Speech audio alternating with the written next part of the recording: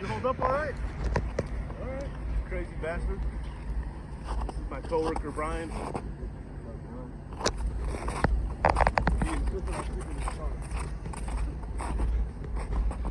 How you doing? Were you stuck out here last night? I was stuck out here. How long were you out here? I was out here for 10 hours. Wow, Yeah. 10 hours.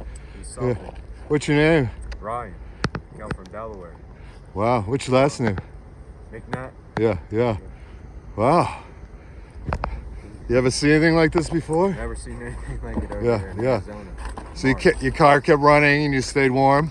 Well, on and off. Yeah. We're gonna try to get it up here and tow it. Yeah. All right. Yeah, with the newspaper in Cottonwood. All right. Yeah. Well. Make the news, bud.